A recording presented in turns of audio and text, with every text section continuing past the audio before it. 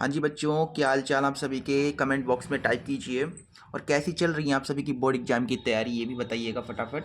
सो बच्चों, आज की क्लास बहुत ज़्यादा स्पेशल होने वाली है। जो मैं आज आपको बताने वाला हूँ वो आपको कहीं नहीं मिलेगा। ठीक है, जो क्वेश्चंस मैं कराऊंगा बेटा, वही क्वेश्चन आपको बोर्ड एग्जाम 2025 में देखने को मिलेंगे।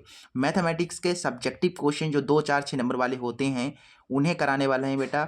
और देखो, ये केवल एक क्लास नहीं है, इसकी कई क्लासेस आएंगी जिन्हें आपको रेगुलर देखना है। और बेटा, अगर आप सभी क्लासेस को देख लेते हो, ये डे 1 है। ठीक है, मतलब यहाँ पर जो है 10-12 क्लासेस आएंगी। 10-12 क्लासेस को अगर आप देख लोगे, ठीक है, तो आपके कोई भी सब्जेक्टिव क्वेश्चन जो 2, 4, 6 वाले क्वेश्चन आते हैं वो नहीं छूटेंगे बेटा। अब आपको कि गुरुजी आप ऐसा कैसे कह सकते हो, आपको कैसे इतना विश्वास है, आप कैसे इतने विश्वास के साथ कह सकते हो कि हमारा कोई क्वेश्चन नहीं छूटेगा? बेटा देखो, हमारे पास अभी ये अनसॉल्वड पेपर है बेटा। इसके जो इंपॉर्टेंट क्वेश्चंस हैं, ये पूरे अनसॉल्वड पेपर से हम छांट छांट कर आपको बताएंगे।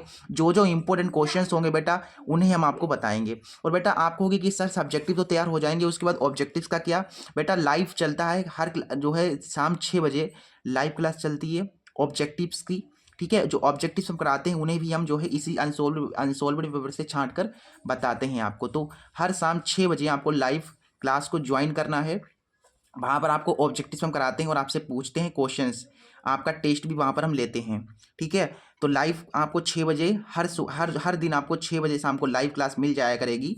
ज्वाइन आप हो जाना, ठीक है, अगर आप लोग अपने सब ऑब्जेक्टिव्स को तैयार करना चाहते हैं अच्छे तरीके से। तो ये हमारा डे 1 है बेटा। डे 1 में हम आपको कुछ इंपॉर्टेंट जो है सब्जेक्टिव क्वेश्चंस बताएंगे। कुछ नहीं, कम से कम 10 से 20 तक जो है क्वेश्चंस हम कराएंगे इस क्लास में। इंपॉर्टेंट क्वेश्चंस होंगे बेटा, जो भी हम क्वेश्चंस कराएंगे वो बहुत इंपॉर्टेंट होंगे। और जो क्वेश्चंस मैं यहाँ पर कराऊंगा वो आपको स्क्रीन पर दिख जाएगा, यहाँ पर स्क्रीन पर आपको दिख जाएगा, वहाँ पर आप देख लीजिएगा। ठीक है, चलिए बेटा स्टार्ट करते हैं। तो फिर स्टार्ट करें ना, चलिए। तो हमारा जो फर्स्ट इंपॉर्टेंट क्वेश्चन है वो आपको स्क्रीन पर दिख रहा होगा। कह रहा है कि के किस मान के लिए रैखिक समीकरणों के एक्स प्लस 3 वाई माइनस के माइनस 3 बराबर 0 एवं 2x प्लस के वाई माइनस के बराबर 0 के युग्म के अपरिमित रूप से अनेक हल हैं। यहाँ पर आपको दो रैखिक समीकरणें दी गई हैं। क्वेश्चन को ध्यानपूर्वक देखिए। यहाँ पर आपके पास एक रैखिक समीकरण है, यहाँ पर आपके पास के एक्स प्लस 3 वाई माइनस, फिर ब्रैकेट के अंदर है के माइनस 3 बराबर 0।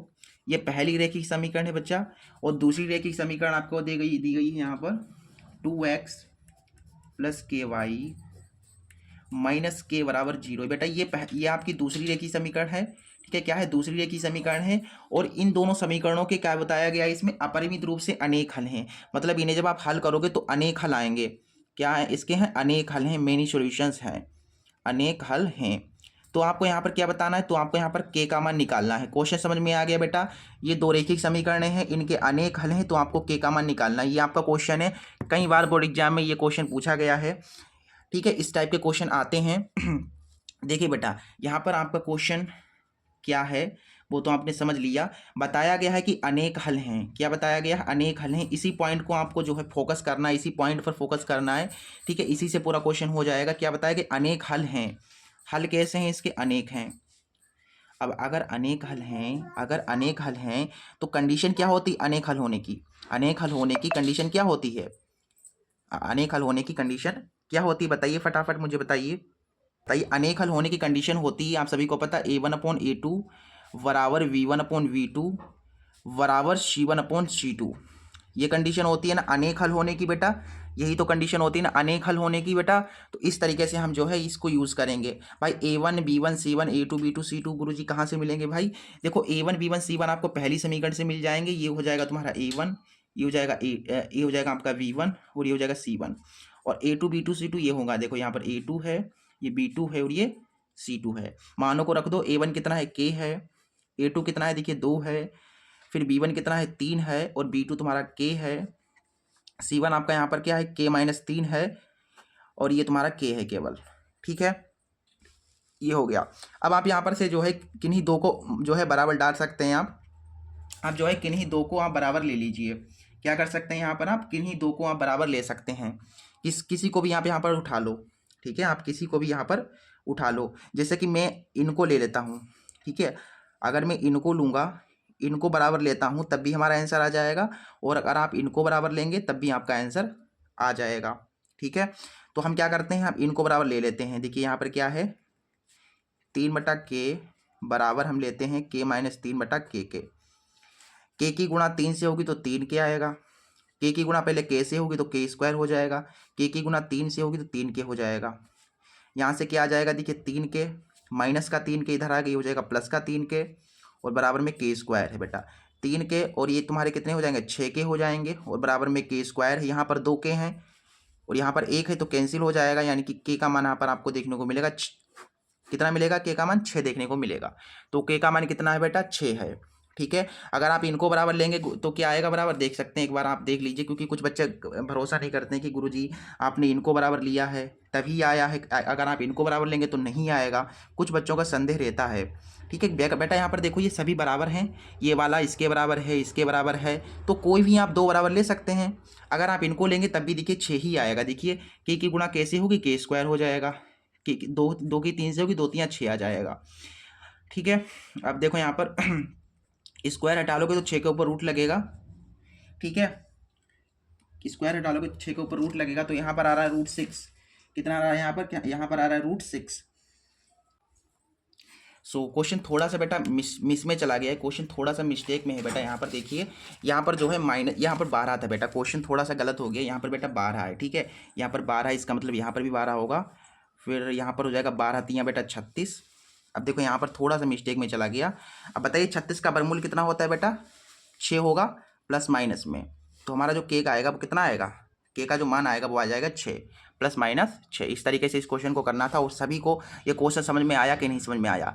अनेक हल होने जो से अनेक हल दे देगा कि अनेक हल हैं, आदित्य हल हैं, कोई हल नहीं है, तो आपको ऐसे ही सॉल्व करना है।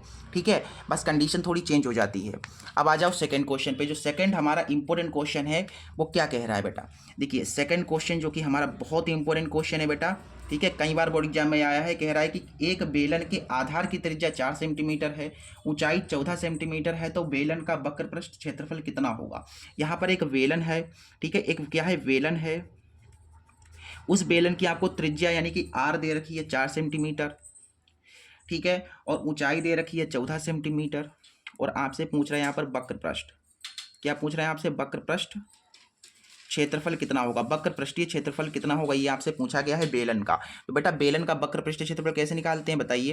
बेलन का वक्र पृष्ठीय क्षेत्रफल निकालते हैं 2πr(s) लगा करके। तो देखो यहाँ पर सूत्र में मान को रख दो, आंसर आ जाएगा। पाई के स्थान पर 22/7 रख लीजिए, और बेटा r कितना है, r तुम्हारा 4 है और h तुम्हारा 14 है। काटोगे तो 2 7 दूना 14 हो जाएगा, गुणा को अगर 22 दूना 44, 44 दूना 88, 88 चक्कू करना है तो 4 8 32, 4 8 32 और 3 35, 352 सेंटीमीटर स्क्वायर में आपका उत्तर आ जाएगा। समझ में आ गया, बहुत प्यारा क्वेश्चन था, बहुत आसान क्वेश्चन था। अगला हमारा जो इम्पोर्टेंट क्वेश्चन है, ठीक है, #3 जो तीसरा इंपॉर्टेंट क्वेश्चन है वो कह रहा है कि दिया गया है, बहुत इंपॉर्टेंट, बहुत इंपॉर्टेंट क्वेश्चन है बेटा। ये तो क्वेश्चन का मतलब बोर्ड एग्जाम का एक प्यारा क्वेश्चन है जो कि बोर्ड एग्जाम देता ही देता है। क्या है भाई, यहाँ पर क्वेश्चन कह रहा है कि HCF है, ठीक है, HCF है ब्रैकेट के अंदर 306 और 657, यानी कि ये दो संख्याएं हैं। इन दोनों संख्याओं का जो HCF है वो आपको 9 दिया गया है। तो आपको क्या बताना है, तो आपको यहाँ पर LCM बताना है। LCM बताना है किन का, इन दो संख्याओं का जो ब्रैकेट के अंदर दी गई हैं बेटा, इन दो संख्याओं का आपको बताना है LCM। याद रखिएगा कि ब्रैकेट के अंदर जो संख्याएं होती हैं, ब्रैकेट के जो अंदर नंबर लिखे होते हैं वो संख्याएं आपकी होती हैं। ये पहली संख्या है, ये दूसरी संख्या है। इन दोनों संख्याओं का देखो HCF 9 है, तो आपको इन दोनों संख्याओं का LCM बताना है। इस तरीके से क्वेश्चन कह रहा है। ठीक है, क्वेश्चन का तरीका आप देखिए कि क्वेश्चन किस तरीके से दिया गया है। अब देखो यहाँ पर अब हम कौन से सूत्र लगाएंगे भाई बताइए, सभी को पता है दो संख्याओं का गुणनफल बराबर HCF गुणा LCM लग जाएगा, बस आंसर आ जाएगा। ठीक है, दो संख्याओं का गुणनफल बराबर होता है बेटा HCF गुणा LCM। सभी को ये सूत्र याद है कि नहीं याद है, सभी को ये सूत्र याद है, बहुत बढ़िया। तो बेटा दो संख्याओं का गुणनफल यानी दो संख्याओं का गुणा आपको करना है। यहाँ पर दो संख्या आपकी, एक संख्या ये है 306 है और दूसरी संख्या तुम्हारी 657 है। क्या करना है बेटा, इनका गुणा करना है। ठीक है, इनका गुणा करना है, और देखो HCF कितना है 9 है, अपने को LCM यहाँ पर निकालना है। देखिए 9 गुणा में है तो इधर 306 गुणा 657 के बट्टे में आ जाएगा, और यहाँ से LCM मिल जाएगा। कट रहा है उसे काट दो, 9 से कटेगा ये, 9 × 3 = 27, फिर 9 × 4 = 36, 34 गुणा 657 कीजिए। अब यहाँ पर 34 गुणा 657 करेंगे तो आपको एलसीएम यहाँ पर देखने को मिल जाएगा। 34 इंटू 657 करेंगे जब आप, तो आपको यहाँ पर एलसीएम देखने को मिलेगा 96 96 आपका एलसीएम आ जाएगा बेटा। यही तुम्हारा उत्तर होगा। किसी को कोई डाउट, कोई संदेह, कोई प्रॉब्लम बताइए? नहीं होनी चाहिए, ठीक है। इसके बाद इसका जो है फोर्थ जो इंपॉर्टेंट क्वेश्चन है वो देखिए। 3 क्वेश्चन हो गए हैं इंपॉर्टेंट, जो कि थे बहुत इंपॉर्टेंट थे, वो आपको मैंने बता दिए हैं। अब देखो चौथा जो क्वेश्चन है उसकी तरफ मूव करते हैं, क्वेश्चन नंबर 4। तो यहाँ पर जो क्वेश्चन नंबर 4 देखो, जितना आप आगे बढ़ते जाओगे ना उतने ही आपको इंपॉर्टेंट क्वेश्चंस देखने को मिलेंगे, ठीक है। तो वीडियो को आपको कतई बिल्कुल ध्यानपूर्वक देखना है, ठीक है, बिल्कुल कॉन्सेंट्रेशन के साथ।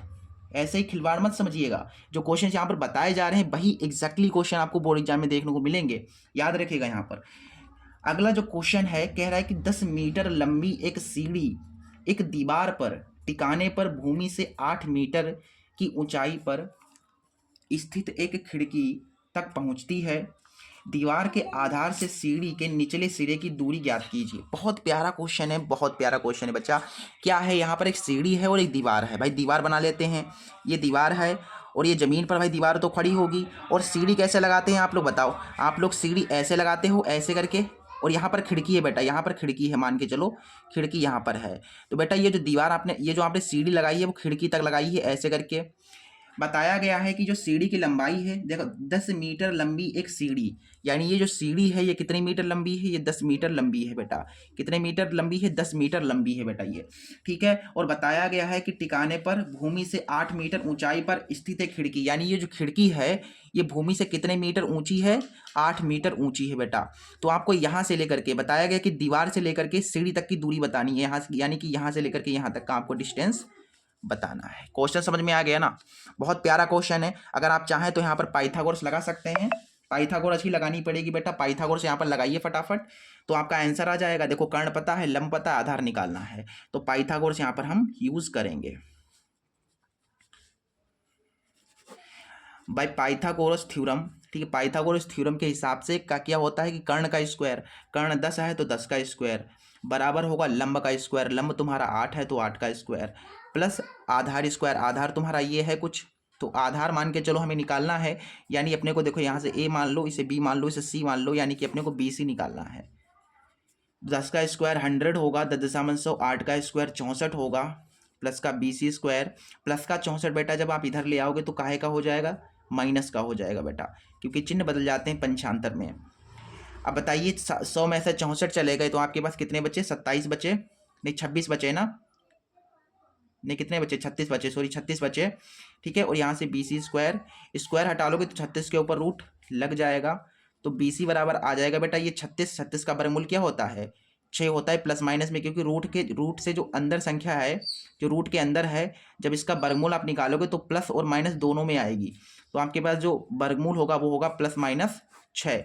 अब यहाँ पर देखो BC जो है वो +6 है या -6 है? बताओ क्या होगा इसमें से? BC +6 होगा कि -6 होगा? बेटा दूरी कभी माइनस में हो सकती है? नहीं हो सकती है, प्लस में ही होगी, यानी कि हमारी जो दूरी होगी वो +6 मीटर होगी, +6 मीटर हमारी दूरी हो जाएगी। दिस इज द डिस्टेंस, ठीक है, बिटवीन दीज थिंग्स, ठीक है।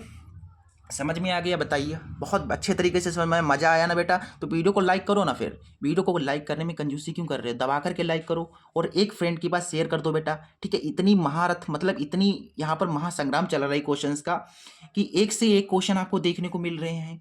महा मैराथन क्लास चल रही है यहाँ पर, ठीक है। सभी क्वेश्चन बहुत बहुत एक्सट्रीमली इंपॉर्टेंट क्वेश्चन आपके सामने दिखेंगे। ये 2 नंबर के क्वेश्चन थे, अब 4 नंबर वाले क्वेश्चन आने वाले हैं आपके सामने, ठीक है। देखिए यहाँ पर क्वेश्चन नंबर हमारा जो 5 है वो देखिए, इंपॉर्टेंट क्वेश्चन नंबर 5वां कह रहा है कि 4 नंबर का प्रश्न है।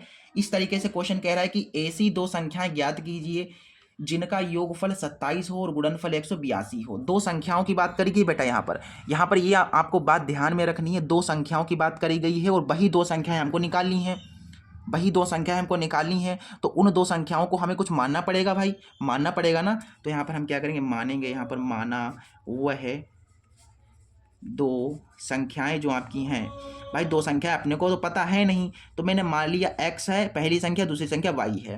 पहली x है और दूसरी संख्या y है। बताइए कोई संदेह, कोई डाउट, कोई प्रॉब्लम, कोई समस्या है आप सभी को? कोई आपत्ति है? नहीं है ना? ठीक है भाई। पहली कंडीशन यहाँ पर क्या कह रही है क्वेश्चन की? जो पहली शर्त है भाई क्वेश्चन की, वो कह रही है, पहली शर्त कह रही है कि जिनका योगफल 27 है, इन दोनों संख्याओं का अगर आप योग करेंगे बेटा, योग करेंगे यानी कि जोड़ करेंगे, तो आपको 27 देखने को मिलेगा बेटा। ये क्वेश्चन आपका जो है, ये आपकी क्वेश्चन फर्स्ट हो गई, ये आपकी समीकरण पहली हो गई। अब बेटा देखो दूसरी शर्त से क्या है, दूसरी शर्त क्या कह रही है? दूसरी शर्त में कहा गया है कि जिनका गुणनफल 182 है, यानी अगर आप इनकी गुणा कर देंगे, 100 रुपये की जब आप गुणा कर देंगे तो आपको 182 मिल जाएगा। ठीक है बेटा। और यहाँ पर देखो इन समीकरणों को सॉल्व करना तो आपके बाएं हाथ का खेल है, आराम से इन्हें कर दोगे। अगर आप यहाँ से जो है, यहाँ से बेटा देखो समीकरण फर्स्ट से जो है आप y का मान निकाल लो। ठीक है, समीकरण क्या मैं लिख रहा हूँ, समीकरण फर्स्ट से जो है आप क्या करो, y का मान निकालो। मान निकालने पर, ठीक है, मान निकालने पर यहाँ से y का मान जब आप निकालोगे तो यहाँ से देखो 27 और प्लस का x उधर जाएगा तो माइनस का x हो जाएगा। अब ये y का मान आ गया, समीकरण बन गई थर्ड। अब इस y के मान को समीकरण सेकंड में रखो तो x का मान मिल जाएगा ना। तो इस वाले को यहाँ पर रख दो फटाफट। x है, y के स्थान पर आपको रखना है यहाँ पर 27 माइनस x और बराबर में 182 है बेटा। अब देखो यहाँ पर x की 27 से गुणा होगी तो 27x आएगा, x की x से गुणा होगी तो x स्क्वायर आएगा, बराबर में 182 है। यहाँ से अपने को यहाँ से मिलेगा देखो माइनस एक्स स्क्वायर है, ये प्लस का 27x है आपके पास, और ये क्या है देखो, ये बराबर में प्लस का है तो इधर आएगा जब, तो ये हो जाएगा माइनस का और बराबर में 0। यहाँ से आप माइनस कॉमन ले लीजिए, यहाँ से माइनस कॉमन लोगे तो सभी चिन्ह बदल जाएंगे। ये माइनस का बेटा है तो ये प्लस का हो जाएगा, ये प्लस का है बेटा तो माइनस का हो जाएगा, माइनस का है तो प्लस का हो जाएगा। बेटा काहे चिन्ह बदल गए? क्योंकि आपने माइनस कॉमन लिया। अब ये माइनस जो है जीरो के बटे में चला जाएगा तो मतलब पूरा ही जीरो हो जाएगा, माइनस कैंसिल हो गया, यानी कि अपने पास आ गया x square minus 27x plus का 182 बराबर में 0। बेटा ये समीकरण आपकी बन गई, ये द्विघात समीकरण आपके पास जो है आ गई है। अब इसे सॉल्व करके इसका गुणनखंड करके आप x का मान निकाल सकते हैं। ठीक है, तो आपको ऐसी दो संख्याएं सोचनी है बेटा जिनकी गुणा कराएं तो 182 आए, जिन्हें जोड़ें तो 27 आ जाए। तो आपकी संख्याएं हो जाएंगी 13 और 14 बेटा। 13 और 14 की जब आप गुणा कराओगे तो 182 आएगा, 13 में 14 जोड़ोगे तो 27 आएगा। आपने जो संख्याएं सोची है बच्चा वो यहाँ पर रख दो। देखो यहाँ पर माइनस है, यहाँ पर संख्याएं लिखो, 14x माइनस 13x, यह प्लस का 182 है, बराबर में 0। यहाँ से कॉमन तुम्हारा क्या हो रहा है, x कॉमन हो रहा है ना, x माइनस 14। बेटा यहाँ से कॉमन तुम्हारा माइनस 13 हो रहा है, x माइनस 14 बचेगा। कॉमन वाला एक साथ लिखा जाएगा बेटा, ये दो बार है तो इसको एक बार लिख लो। ठीक है, बराबर में 0। बेटा ये भी 0 के बराबर है, ये भी 0 के बराबर है, तो एक एक को 0 के बराबर डाल दो। सबसे पहले हम क्या करते हैं, जब आप x माइनस 13 को 0 के बराबर डालोगे तो आपको x का मान 13 मिलेगा एक तो, ठीक है, और दूसरा x का मान 14 मिलेगा। जब आप इसको 0 कर डालोगे तो x का मान एक मिल जाएगा आपको 14, यानी कि x के दो मान आ गए, x का मान एक आ गया 13, एक आ गया 14। ठीक है, तो हम क्या करते हैं यहाँ पर, अगर x का मान 13 है तो y का मान कितना होगा? फिर देखो यहाँ से y का मान निकल आएगा समीकरण थर्ड से, बेटा समीकरण थर्ड हमारे पास है y बराबर 27 माइनस एक्स। देखो अभी मेरे पास 27 है, x में मान के चलता हूँ मेरा x 13 है, आप 14 भी ले सकते हो 13 भी ले सकते हो क्योंकि दोनों मान ही सही हैं, आप 13 ले लो। ठीक है, 13 लोगे तो y बराबर देखो 27 में से 13 गया 14 बचाना, तो आपके पास जो संख्याएं आ गई हैं ऐसे करके लिख दो कि अतः दो संख्याएं जो आई हैं वो देखो पहले क्या आई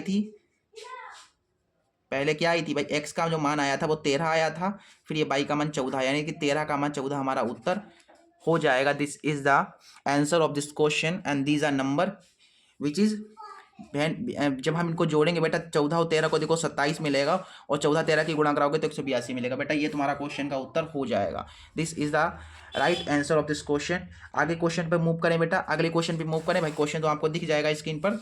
ठीक है, देखिए बेटा, अगर जिन बच्चों ने अभी तक लाइक नहीं किया बेटा उन्हें लाइक जरूर करना है। ठीक है, लाइक करना है बेटा, मोटिवेशन अंदर से मिलता है आपको पढ़ाने का। ठीक है, तो लाइक करके फटाफट आगे बढ़िए।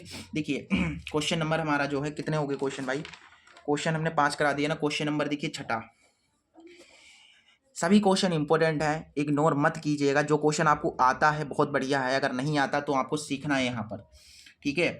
देखिए कहा गया है, अगला क्वेश्चन आपको स्क्रीन पर दिख जाएगा, कह रहा है कि दो क्रमांकित धनात्मक सम संख्याओं के वर्गों का योगफल 244 है, तो संख्याएं आपको ज्ञात करनी है। दो क्रमागत धनात्मक सम संख्याएं हैं। अच्छा, आपकी क्रमागत संख्याएं हैं, लेकिन क्रमागत संख्या कैसी हैं? सम है, ठीक है, सम है। यहाँ पर ध्यान आपको रखना है, यहाँ पर आपको बात को ध्यान में रखना है, सम संख्याएं हैं, ठीक है। तो यहाँ पर हम क्या करेंगे, मानेंगे, माना पहली क्रमागत सम संख्या। बेटा मैंने पहली क्रमागत सम संख्या, देखो यहाँ पर सम संख्या है तो पहली अगर x में मान लेता हूँ, पहली में x मान लूंगा तो दूसरी क्या हो जाएगी, इसलिए दूसरी क्रमागत सम संख्या। देखो पहली x है तो दूसरी 2 जोड़ने पर मिल जाएगी भाई, है कि अगर पहली x है तो दूसरी x + 2 होगी। जैसे अभी समझो, आप रटो मत यहाँ पर कि गुरुजी अगर सम होगा तो पहला x मान लेंगे, दूसरा x + 2 मान लेंगे, रटो मत, समझो इसके पीछे का लॉजिक समझो। अगर मान के चलो पहली मैंने सम संख्या ले ली 8, तो दूसरी वाली आपको पता है 10 होगी, लेकिन 10 कब मिली, जब आपने 8 में 2 जोड़ा, तभी तो भाई 10 मिला आपको, समझ रहे हो। तो मतलब अगली वाली संख्या आपको 2 जोड़ने पर मिलेगी, ठीक है। बहुत बढ़िया बेटा, बहुत बढ़िया, ऐसे मेहनत कीजिए, ठीक है। फिर यहाँ पर बताया गया है अकॉर्डिंग टू द क्वेश्चन, यहाँ पर क्या कह रहा है भाई, क्वेश्चन कह रहा है यहाँ पर कि जिनके वर्गों का योगफल, जिनके वर्गों का योगफल 244 है, यानी कि इनके, ये संख्याएं हैं तुम्हारे पास, संख्याएं क्या है, x है और दूसरी है x + 2, इनके वर्ग, पहले इनका क्या करना है, वर्ग करना है, फिर इनका योग करना है। इनके वर्गों, देखो इनको वर्ग करा फिर उनका योग करा, इनके वर्गों का योगफल कितना है, 244 है। बेटा समझ में आ गया, बहुत ज़्यादा एक्सप्लेन कर रहे हैं आप लोगों के लिए। अगर अभी भी समझ में नहीं आ रहा है तो बेटा कहीं आपको समझ में नहीं आएगा, ठीक है, कहीं नहीं आपको समझ में आएगा। तो बेटा अगर अभी भी आपको समझ में नहीं आ रहा तो वीडियो को एक बार आप पीछे बैक करके दोबारा देख लीजिए, क्लास को दोबारा देख लीजिए, क्योंकि ये रिकॉर्डेड क्लास है, आप दोबारा देख सकते हैं, लाइव क्लास नहीं है, ठीक है। बहुत बढ़िया बेटा, बहुत बढ़िया बेटा, आगे आ जाओ। इसको सोल्व करना है, x का मान जो आएगा वो पहली संख्या हो जाएगी, पहली क्रमागत सम संख्या हो जाएगी, ऐसे निकल आएगी, ठीक है। सिंपल साइज को सरल करो, अब x² a + b का होल स्क्वायर हो जाएगा, तो a² + 2 का स्क्वायर 4 होगा, प्लस 2ab करोगे तो 2 दूना 4x, खोलना तो आपको आता ही होगा ना ये चीज़। x² हो जाएगा 2x² और ये प्लस का 4x है, बराबर में तुम्हारा 244 है, प्लस का 4 इधर, आप इधर भेज दो इसको, तो ये बेटा यहाँ से कॉमन तुम्हारा 2 होगा, तो बचेगा x² + 2 दूना 4x, 244 में से 4 चले गए तो 240 बचे, ये गुणा में है तो इधर बट्टे में जाएगा, नहीं काट देगा, 2 1 कम 2, 2 दूना 4, 120। आपके पास यहाँ पर प्लस का 120 इधर ले आओ, आपके पास ये द्विघात समीकरण बन गई है, इसे आप गुणनखंड विधि से सॉल्व कर सकते हो। बताइए किसी भी प्रॉब्लम, किसी भी बच्चे को कोई भी डाउट, कोई भी संदेह है कि ना, बताइए, कोई भी संदेह, कोई भी डाउट नहीं होना चाहिए बेटा। देखो ये तुम्हारे पास बन गई है द्विघात समीकरण, सो यहाँ पर हमें इनका गुणनखंड करना पड़ेगा, फैक्टर करना पड़ेगा, फिर ये आराम से हो जाएगी सॉल्व। तो बताइए ऐसी 2 संख्याएं कौन सी हैं जिनकी गुणा कराने पर 120 आए, जिन्हें घटाने पर 2 आ जाए, जिन्हें घटाने पर 2 आ जाए। तो ऐसी संख्याएं आपकी हमारे ख्याल से 14 और 12 होनी चाहिए, नहीं 14 और 12 नहीं होंगी, तो फिर कौन सी होंगी, 12 अट्ठे कितना होता है, बाद सामने 120, हाँ 12 गुणा 10 आप करिए, ठीक है, 12 की 10 से गुणा कराएंगे तो 120 आएगा, 12 में से 10 जाएगा तो 2 बचेगा। यहाँ पर जो आपने संख्या सोची है फटाफट उन्हें लिख दीजिए, 12x - 10x, 12 में से 10 गया 2 बचा, यहाँ पर देखिए 120 है और बराबर में 0। बेटा यहाँ से कॉमन अपने पास x हो जाएगा तो बचेगा x + 12, यहाँ से कॉमन तुम्हारा -10 होगा, जो यहाँ पर लिखा भाई यहाँ पर लिख दो, शॉर्ट बता रहा हूँ, ठीक है, शॉर्ट तरीके से। ये बेटा कॉमन है, कॉमन वाले को एक साथ लिखते हैं, पता है आपको, 2 बार है उसको एक बार लिख लेंगे। पहले हम इसको 0 के बराबर डालेंगे, ठीक है, x - 10 है, इसको डालते हैं 0 के बराबर, तो x बराबर मिलेगा बेटा 10। ये तुम्हारा हो गया, ये तुम्हारी हो गई पहली संख्या, पहली क्रमागत संख्या हुई। गुरुजी इसको क्यों नहीं 0 के बराबर आपने डाला, बेटा डालोगे तो प्लस का उधर जाएगा, माइनस का हो जाएगा, यानी कि ये ऋणात्मक हो जाएगी। ऋणात्मक तो हमको चाहिए नहीं, तो हमको तो केवल धनात्मक चाहिए, तो इसको तो ना ही लिखो तो बढ़िया है, ठीक है। बस हमारी जो है पहली संख्या, जो पहली सम संख्या है वो 10 है, तो यहाँ पर लिख दो कि अतः पहली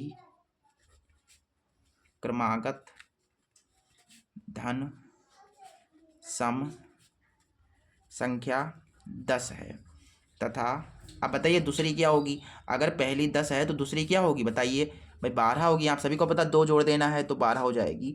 ये आपकी 2 संख्या हो गई बेटा, यही तुम्हारा उत्तर हो जाएगा। ठीक है, बताइए सबको समझ में आ गया? कोई दिक्कत कोई आपत्ति नहीं होनी चाहिए बेटा। अगले क्वेश्चन पे आ जाओ। ठीक है, अगला जो क्वेश्चन नंबर हमारा 7वां है, जो कि इम्पोर्टेंट है। सारे क्वेश्चन इंपॉर्टेंट है बेटा, कोई डाउट नहीं है इसमें कि इम्पोर्टेंट है कि नहीं है।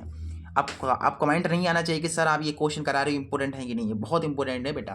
ठीक है, बताया गया है। अगला जो क्वेश्चन कह रहा है, स्क्रीन पर आपको दिख रहा होगा, कह रहा है कि दी गई आकृति में आपको एक आकृति दी गई। सबसे पहले आकृति बना लो, उसके बाद पढ़ेंगे। आकृति कुछ इस तरीके से है, ये त्रिज्यखंड है, ये त्रिज्यखंड है तुम्हारा, और कुछ इस तरीके से ये समकोण त्रिभुज तुम्हारा बन गया। इसमें ए है, यहाँ पर डी है, और अपने पास ये ओ है, और ये बी है, यहाँ पर एक है बिंदु जो सी है, यानी कि ए सी वी ओ त्रिज्यखंड है। ठीक है, और ये आपको एरिया बताना है। आपको ये वाला जो एरिया है, ये जो मैं छायांकित कर रहा हूँ, ये वाला एरिया आपको बताना है। जो रेड रेड आपको दिख रहा है, यही आपको निकाल के बताना है बेटा। ठीक है, और आपको यहाँ पर क्या क्या दिया गया है वो लिख लो। ठीक है, क्या क्या हमें दिया गया है अपनों को। यहाँ पर जो है त्रिज्या दे रखी है, जो त्रिज्या दे रखी है वो दे रखी है 3.5 सेंटीमीटर त्रिज्या दे रखी है, यानी कि भाई ये केंद्र है। बताया गया है कि केंद्र, देखिए जिसका केंद्र O है, अगर ये केंद्र है बेटा तो ये वाली क्या हो जाएगी, त्रिज्या हो जाएगी, फिर ये त्रिज्या हो जाएगी। ठीक है, तो त्रिज्या कितनी है, 3.5 सेंटीमीटर है। ठीक है, 3.5 सेंटीमीटर है। और बताया गया है कि OD 2 सेंटीमीटर है, क्वेश्चन में दे रखा है। ठीक है, OD कितना दे रखा है, 2 सेंटीमीटर। ये OD दे रखा है 2 सेंटीमीटर। तो आपको यहाँ पर बताना है बचे जो आपका जो रेड रेड कलर है, इसका क्षेत्रफल बताना है। छायांकित भाग का क्षेत्रफल आपको यहाँ पर बताना है। बताएं जरा कैसे होगा ये क्वेश्चन, बताएं जरा कैसे होगा ये क्वेश्चन बेटा। आप सभी को पता है ये वाला आपको कब मिलेगा, जब आप इस पूरे त्रिज्यखंड में से जब आप इस पूरे के पूरे त्रिज्यखंड में से ये वाइट वाला जो है इतना, ये अगर आप घटा देंगे तो आपको ये पूरा वाला मिल जाएगा। यानी कि यहाँ से देखिए, यहाँ से देखिए, छायांकित क्षेत्र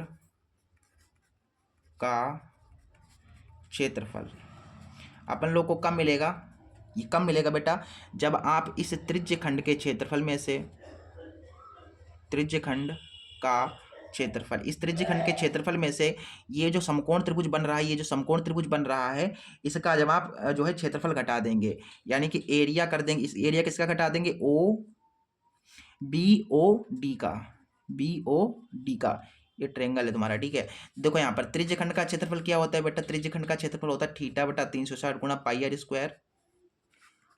एरिया ऑफ BOD बेटा, ये समकोण है तो समकोण त्रिभुज का क्षेत्रफल क्या होता है, समकोण त्रिभुज का क्षेत्रफल होता है 1/2 गुणा लंब गुणा आधार। अब यहाँ पर मानों को रख दो, सॉल्व कर दो, आंसर आ जाएगा। थीटा कितना है यहाँ पर, अपन लोग को थीटा दे रखा है क्या, यहाँ पर थीटा नहीं दे रखा है ना, कोई बात नहीं है। यहाँ पर 90 डिग्री बन रहा है ना, देख लो, तो यहाँ पर 90 डिग्री है, यहाँ पर नीचे 360 है, फिर पाई 22/7 ले सकते हो आप। हाँ जी बेटा, फिर गुणा है, फिर आर कितनी है आपकी, आर आपकी 3.5 है बेटा। 3.5 को आप ऐसे लिख सकते हो 7/2, क्योंकि 7 को 2 से भाग दोगे, डिवाइड करोगे 7 को 2 से, तो 3.5 आएगा। तो आर के स्थान पर मैं 7/2 लिखूंगा अपनी सुविधा के अनुसार। 2 बार है बेटा, स्क्वायर में है तो 2 बार लिखना पड़ेगा, फिर माइनस, फिर 1/2 है, फिर लंब कितना है आपका, देखिए लंब 2 है, और फिर आधार आपका 7.2 है। ठीक है, ठीक है, यहाँ से कैंसिल होगा, 9 एकम 9, 9 चौक 36, 7 से 7 कट गया, 2 एकम 2, 2 एकम 2, ये कट गया, तो क्या आया भाई बताइए, 11 के 7 से गुणा होगी, 11 7 77 आया, और 4 दूना 8 आ गया। ये 2 से 2 कैंसिल हो गया, यानी कि यहाँ पर 7/2 आ गया। अब क्या करना है बताओ मुझे, इसको सोल्व भी तो करना है, इसमें कोई बड़ी बात है, कुछ भी बड़ी बात ना है भैया। आप कहो गुरु जी ये तो बहुत आसान था क्वेश्चन, आपने तो इतने ईजी तरीके से बता दिया, इसमें तो कोई प्रॉब्लम ही नहीं हुई। बिल्कुल बेटा, सभी क्वेश्चन आसान है। आसान कब होंगे, जब आप उसको थोड़ा कॉन्सेप्ट आपका बढ़िया होगा। आप थोड़ा सा, बिल्कुल थोड़ा सा ध्यान से अगर पढ़ लेंगे ना, तो सभी क्वेश्चन आपसे बन जाएंगे। 27 की देखिए, 77 की 2 से गुणा होगी तो 154 आएगा, 8 7 56 हो जाएगा, 8 दूनी 16 हो जाएगा, घटाने पर 9, यहाँ 14, 14 में से 6 चले गए, 8 बचे ना, यहाँ पर 4 बचे, यानी कि 14 में से 5 गए, 9 बचे, 9 5 14, और नीचे तुम्हारे पास कितना है, 8 दूनी 16 है, ये 16 है बेटा।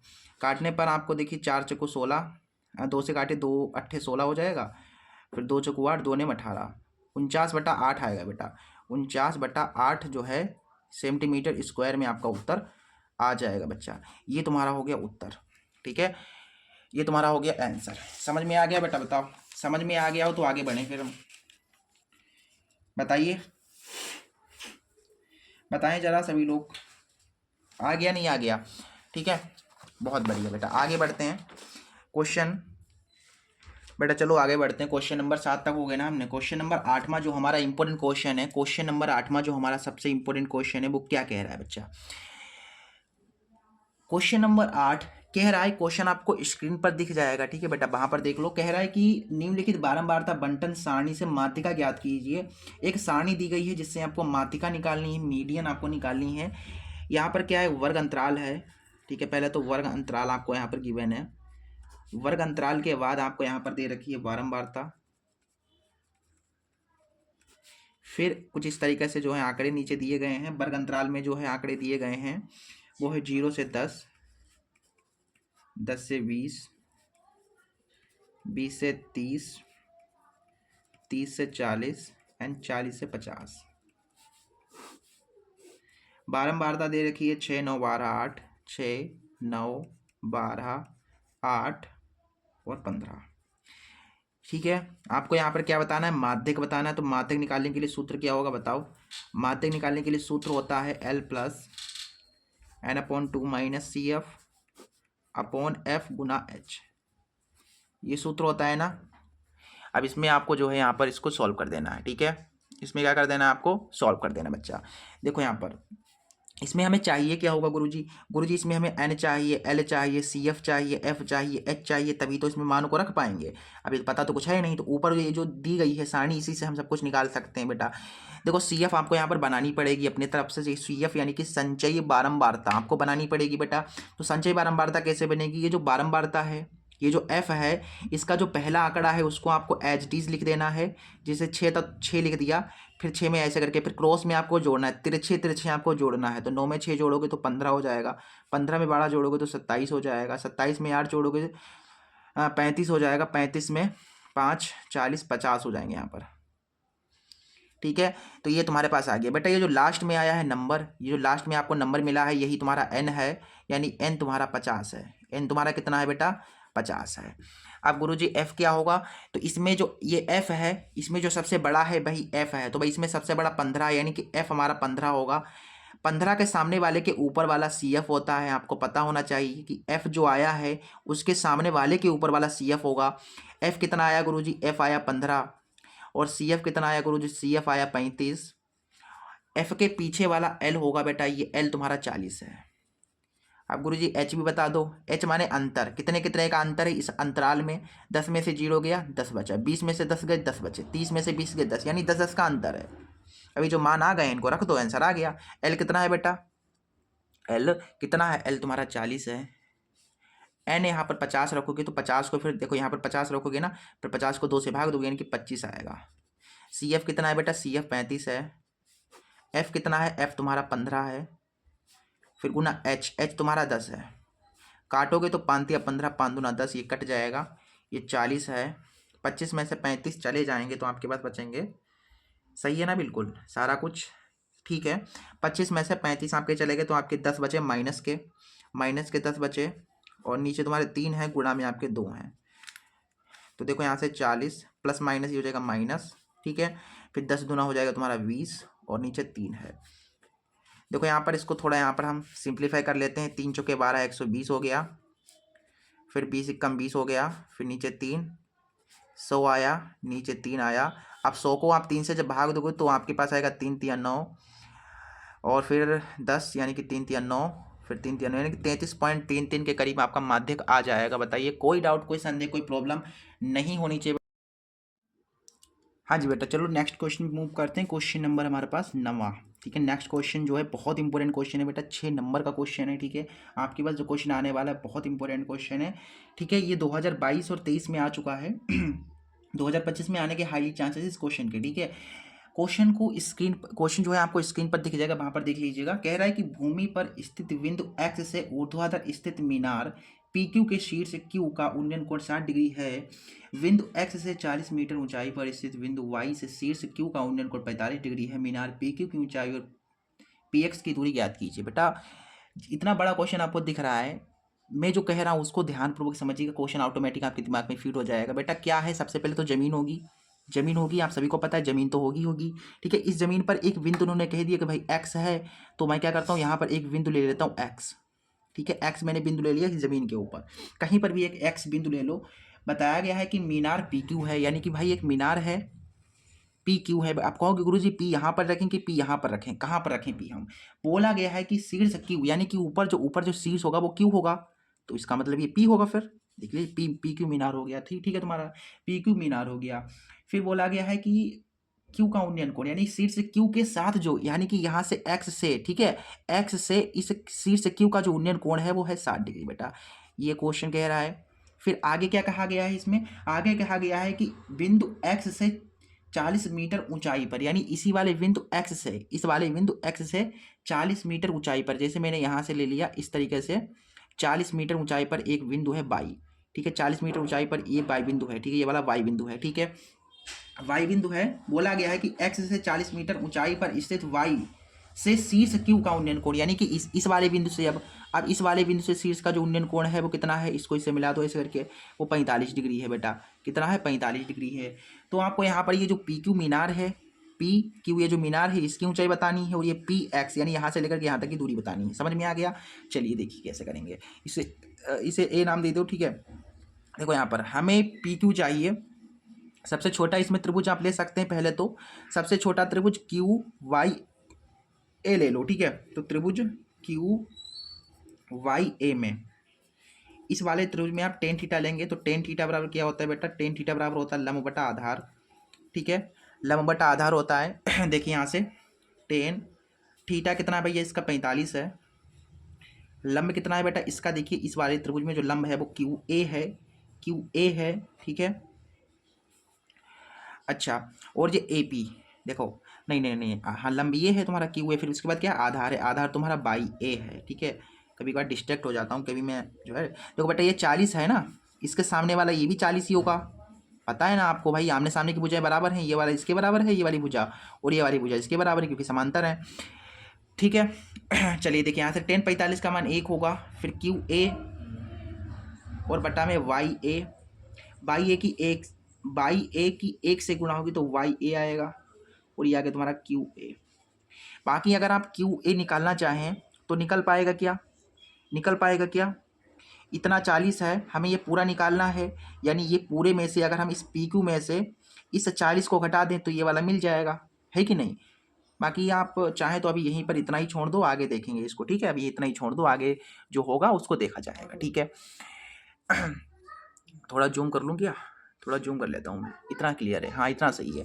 अब मैंने छोटा वाला त्रिभुज ले लिया, आपको गुरुजी ये बड़ा वाला ले लो, त्रिभुज क्यू एक्स पी। चलिए इस त्रिभुज में चलते हैं, त्रिभुज क्यू एक्स पी में, इस वाले त्रिभुज में आप टेन थीटा ले लीजिए, टेन थीटा 60 है, बराबर लंब होता है, लंब तुम्हारा ये पूरा है, पूरा लंब है ये भाई, इस वाले में ये पूरा लंब है, ये पूरा कब मिलेगा, ये पूरा पूरा कब मिलेगा, जब आप इस क्यू ए में इस ए पी को जोड़ोगे, यानी क्यू ए में आप ए पी यानी कि 40 को जोड़ोगे तब मिलेगा। और बेटा आधार तुम्हारा पी एक्स है, टेन 60 का मान √3 होता है। फिर क्यू ए देखिए, क्यू ए के स्थान पर आप जो है ये लिख सकते हैं वाई ए लिख सकते हैं, और ये प्लस 40 है, और नीचे तुम्हारा पी एक्स है, पी एक्स की √3 से गुणा होगी, ठीक है। तो ये हमारे पास हो जाएगा पी एक्स √3, इसके बेटा कुछ रहता है, इसकी गुणा इससे होगा, इसकी गुणा इधर होगी, तो वाई ए प्लस 40 तुम्हारा पी एक्स है बेटा, ठीक है। एक और चीज़ है, मैंने आपको बताया था कि ये वाली भुजा इसके बराबर है और ये वाली भुजा इसके बराबर है, यानी कि ये जो वाई ए है, ये जो वाई ए है वो किसके बराबर है, इस पी एक्स के बराबर है। तो इस हम बाई ए के स्थान पर पी एक्स लिख सकते हैं ना, बिल्कुल लिख सकते हैं। तो इस बाई ए के स्थान पर पी एक्स लिख देंगे, प्लस 40 है, ठीक है। बिल्कुल मैंने सही किया ना, सारा कुछ सब कुछ सही किया ना मैंने, ठीक है, सही गया, ठीक है, सही गया है भाई, क्लियर है, हाँ चलो ठीक है। पी एक्स √3, ये प्लस का इधर आएगा तो ये हो जाएगा माइनस का, भाई प्लस का पी एक्स इधर आएगा तो ये माइनस का पी एक्स हो जाएगा, बराबर में 40 है। यहाँ से पी एक्स कॉमन है, फिर √3 माइनस का 1 बचेगा, और इधर 40, पी एक्स को रोकोगे, 40 है, ये गुणा में है बेटा तो ये बट्टे में पहुँच जाएगा, इसके नीचे अंडर की संख्या होती नहीं, तो उसको हटाने के लिए हमें इसका हर परमीकरण कर देंगे, करना पड़ेगा, ठीक है। हर समीकरण करना पड़ेगा। सो यहाँ से पी एक्स देखिए 40 की इधर गुणा होगी, यानी कि 40 गुणा √3 + 1। और बेटा इसको सॉल्व करो तो a + b, देखिए a + b है, a - b है, तो a² - b² में ये टूट जाएगा, a² - b² में। तो पी एक्स बराबर ऊपर 40 है और √3 + 1 है, इसके स्क्वायर से रूट कैंसिल, 3 3 में से 1 गया, 2 बचा, 2 से काटेंगे 2 दूना 4, यानी कि हमारे पास जो पी एक्स आ गया है वो आ गया है 20 × √3 + 1 मीटर। बेटा ये तुम्हारा हो जाएगा आंसर। आपसे पी एक्स निकालने के लिए कहा गया था तो निकल आया है। उसके साथ और साथ आपको पी एक्स निकालने के साथ साथ आपको ये भी निकालना था, क्यू पी भी निकालना था ना आपको, क्यू पी निकालना था आपको यहाँ पर। तो क्यू पी आपको कैसे मिलेगा भाई, देखो यहाँ से देखो ये कितना आया, आप यहाँ पर से देखें, ये वाई ए जो है किसके बराबर है। देखिए मैं आपको नेक्स्ट पेज पे बता देता हूँ, ठीक है, नेक्स्ट पेज पे बता दूँ मैं, चलो नेक्स्ट पेज पे बता दे रहा हूँ। देखो यहाँ पर क्या है भाई, समीकरण फर्स्ट में बाई ए बराबर क्यू ए है। इस बाई ए, ठीक है, ये क्या है, वाई ए के स्थान पर आप पी एक्स लिख सकते हो ना, बिल्कुल पी एक्स जो है बाई ए के बराबर है, और बराबर में क्यू ए आपने निकाला है क्या, क्यू ए नहीं निकला है अभी, ठीक है, पी एक्स निकला है यहाँ पर, देखिए ये निकला है यहाँ पर क्यू एक्स है, क्यू ए है, पी एक्स के स्थान पर आप ये लिख सकते हो, अभी मैंने निकाला है 20 × √3 + 1 और बराबर में क्यू ए। हाँ चलिए क्यू ए हमें इतना मिल गया, क्यू ए कितना आ गया भाई, देखिए ये जो क्यू ए आ गया है वो इतना आ गया है, देखिए यहाँ पर जो क्यू ए आया है ये वाला, ये कितना आया है, देखिए यहाँ से 20 × √3 + 1 ये आया। अब मुझे ये पूरा चाहिए, यानी कि इस 20 × √3 + 1 में ये 40 जोड़ना पड़ेगा, तभी तो ये पूरा मिलेगा, इतना प्लस इतना करना पड़ेगा, यानी कि इसलिए यहाँ से जो है, इसलिए हमारे पास जो क्यू पी जो होगा वो होगा 20 × √3 + 1 है, इसमें आपको ये 40 जोड़ना पड़ेगा। तो हमें ये जो मीनार की ऊंचाई है मिल जाएगी बेटा, 20 20 कॉमन है, निकाल लोगे आप, तो √3 + 1, ठीक है, और प्लस यहाँ से ये 1, सॉरी 20 दूना 40, 2 बचेंगे ना, यहाँ पर 20 चला गया, तो क्यू पी बराबर 20 √3, 2 में 1 जोड़ोगे तो 3 आ जाएगा बेटा, ये तुम्हारा हो जाएगा आंसर। समझ में आ गया। ये क्या है, ये मीनार की ऊंचाई है बेटा, ये क्या तुम्हारी आई, ये आई है मीनार की ऊंचाई, और वो वाली दूरी आई थी, पी एक्स आपसे दूरी पूछी गई तो मीनार की ऊंचाई ये है और पी एक्स दूरी ये है, ठीक है, ये वाली पी एक्स की दूरी है। समझ में आ गया ये क्वेश्चन, बहुत बेटा इंपॉर्टेंट क्वेश्चन था ये वाला, ठीक है, बहुत ज़्यादा इंपॉर्टेंट क्वेश्चन था। क्वेश्चन नंबर 9 हो गया, अब क्वेश्चन नंबर 10 की ओर मूव करते हैं बेटा। क्वेश्चन नंबर 10 क्या कह रहा है, क्वेश्चन नंबर 10 बहुत इंपॉर्टेंट है बेटा, जितना आप आगे बढ़ते जाएंगे उतने ही आपको और इंपॉर्टेंट क्वेश्चंस देखने को मिलेंगे। अगला क्वेश्चन कह रहा है कि निम्नलिखित बंटन एक मोहल्ले के बच्चों के दैनिक जेब भत्ता को दर्शाता है। माध्य जेब भत्ता यानी कि माध्य जो है वो 18 है, तो आपको एफ निकालना है। ये तो क्वेश्चन आपने वैसे तो बुक में किया होगा, ये बुक से जो है क्वेश्चन पूरा का पूरा उठा लिया है इन्होंने। देखिए क्या है, दैनिक जेब भत्ता है, फिर इसके बाद आपको जो है संख्या है, किसकी, बच्चों की संख्या है, चलिए बहुत बढ़िया, यहाँ तक तो कोई डाउट होगा ही नहीं, कुछ नहीं कर रहा हूँ मैं, उतार रहा हूँ, ठीक है। 11 से 13 दिया गया है, 13 से 15 है, 15 से 17 है, 17 से 19 है, 19 से 21 है, फिर तुम्हारा यहाँ से 21 से 23 है, फिर बेटा यहाँ पर 23 से लेकर के 25 तक है, 25 है, और ये तुम्हारे पास है 7 6 9 13 एफ, फिर 5, फिर बेटा ये 4 है। बताइए यहाँ तक कोई समस्या, कोई प्रॉब्लम, कोई दिक्कत नहीं होनी चाहिए आपको। यहाँ पर बेटा माध्य दिया गया है, इस सारणी का जो माध्य है वो 18 है, तो आपको ये जो f है ये निकालना है, ये वाला जो f है ये कितना होगा यहाँ पर, ये आपको बताना है। सबसे पहले माध्य के लिए क्या सूत्र होता है वो आपको जो है पता होना चाहिए। माध्य निकालने के लिए सूत्र होता है sigma fx upon sigma f, ठीक है। तो बेटा f क्या होगा, इसके सामने वाला ये जो f होगा भाई, ये जो अंतराल है इसके सामने वाला ये हो जाएगा f। फिर इसके बाद आपको x की भी जरूरत पड़ेगी, तो x निकाल लेंगे आप। x कैसे निकलता है, इस अंतराल को जोड़ना है, फिर आपको आधा करना है। 13 में 11 जोड़ोगे तो 24 हो जाएंगे ना, 24 का आधा 12 आएगा। अंतर कितने कितने का है, 12 13 14, 2 2 का अंतर है, यानी कि इसमें 2 2 जोड़ते जाओ। 12 में 2 जोड़ोगे 14, 14 में जो 2 जोड़ दो 16, 16 17 18 19 20 21 22 23 24, ठीक है बेटा। बाकी आप इनको जोड़ के आधा कर सकते हो। 23 में 21 जोड़ोगे तो तुम्हारे कुछ हो जाएंगे 45 हो जाएंगे शायद, नहीं 44 हो जाएंगे, 44 का आधा 22 हो जाएगा, ऐसे करके, ठीक है। फिर आपको जो है क्या करना है, एफ एक्स करना है, एफ एक्स करना है, यानी कि एफ की एक्स से गुणा करानी है। एफ की एक्स से गुणा, देखिए 12×7 = 84, 14×4 = 84, कितना हो जाएगा, 84 हो जाएगा ना, 14×4 = 84 होगा। 16 ने मैं 100, 9×4 = 54 हो जाएगा, 16 में 144 होते हैं ना, 9×4 = 54, 9×5 = 14, 144 हो जाएंगे। फिर 13×18 करना है, 18×13, देखिए 3×8 = 24, 3×3 = 18, 3×4 = 18, 1×18, 4, 8, 5, 13, 234। फिर इसके बाद 20 की एफ से गुणा होगी तो 20F आ जाएगा। 22 की 5 से, तो 5×2 = 10, 5×2 = 10 और 11, यानी कि 110। और 4×4 = 16, इसकी गुणा करा रहे हैं ना, 4×4 = 16, 4×2 = 8 और 1 = 9, 96। इसके बाद आपको क्या करना है यहाँ पर, देखिए इसके बाद आपको जो एफ एक्स आपका आया है उसका सिग्मा करना है, यानी कि उनको जोड़ना है। तो भाई देखिए यहाँ पर सिग्मा कर दीजिए, सिग्मा एफ एक्स कर दीजिए।